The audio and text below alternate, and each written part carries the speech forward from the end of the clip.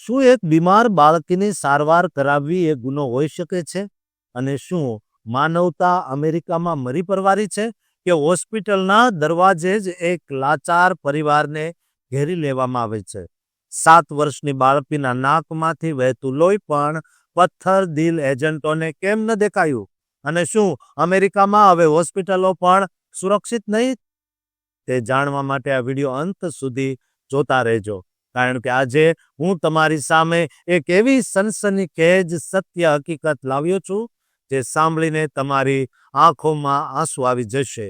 આ હૃદયદ્રાવક ઘટના 16 જાન્યુઆરી 2026ના રોજ ઓરેગોન રાજ્યના પોર્ટલેન્ડ શહેરમાં બની, જ્યાં વેનેઝુએલાથી આવેલા એક આશ્રય અરજદાર પરિવાર સાથે જે વ્યવહાર થયો તેણે આખા અમેરિકાને હચમચાવી દીધું. 40 વર્ષના પિતા યોહેન્દ્રી ડી જીસસ ક્રેસ્પો અને 34 વર્ષના માતા ડેરિયાની લિસેથ પોતાની 7 વર્ષની લાડકવાઈ દીકરી ડાયના ક્રેસ્પોને લઈને એડવેન્ટિસ્ટ હેલ્થ પોર્ટલેન્ડ હોસ્પિટલના ઇમરજન્સી રૂમના પાર્કિંગમાં પહોંચ્યા, કારણ કે ડાયનાને આખી રાતથી નાકમાંથી સતત લોહી નીકળવાની ગંભીર સમસ્યા થઈ હતી. હજુ તો તેઓ પોતાની ગાડી પાર્ક કરીને દીકરીને અંદર લઈ જવાની તૈયારીમાં હતા, ત્યાં જ અચાનક 3 નિશાન વગરના વાહનમાંથી બોર્ડર પેટ્રોલ એજન્ટોએ તેમને ચારેય બાજુથી ઘેરી લીધા. માતા પિતાએ એજન્ટોને કરગરીને વિનંતી કરી કે મારી દીકરી અત્યારે ખૂબ બીમાર છે, તેને પહેલા ડોક્ટર પાસે લઈ જવા દો, તેની સારવાર થવા દો. પરંતુ પથ્થર દિલના એજન્ટોએ એક ન સાંભળી અને બીમાર દીકરીની નજર સામે જ તેના માતા પિતાને હથકડી પહેરાવી દીધી. આ દ્રશ્ય એટલું ભયાનક હતું કે 7 વર્ષની માસૂમ બાળકી જે બીજા ધોરણમાં ભણે છે તે ફફડી ઉઠી.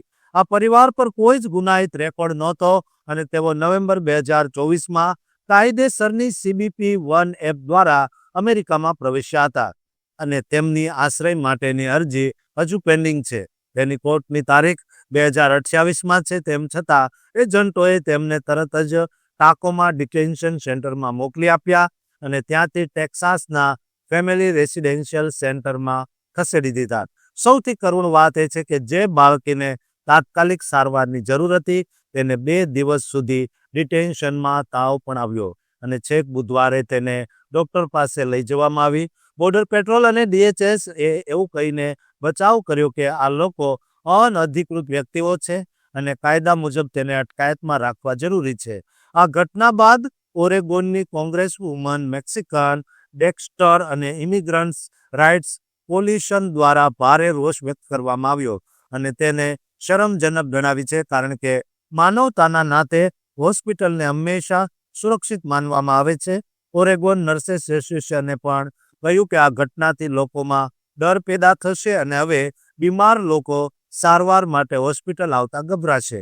હોસ્પિટલ તંત્રએ પણ સ્પષ્ટ કર્યું છે કે તેમને આ ઓપરેશન વિશે કોઈ જ જાણકારી આપવામાં આવી નહોતી. અત્યારે આ માસૂમ બાળકી અને તેના પરિવારની હાલત જોઈને લાખો લોકો દુઃખી છે અને સવાલ કરી રહ્યા છે, શું ઇમિગ્રેશન એન્ફોર્સમેન્ટના નામે આટલી ક્રૂરતા વાજબી છે? શું તમને લાગે છે કે માનવતાના નાતે બીમાર બાળકીને સારવાર મળવી જોઈતી હતી?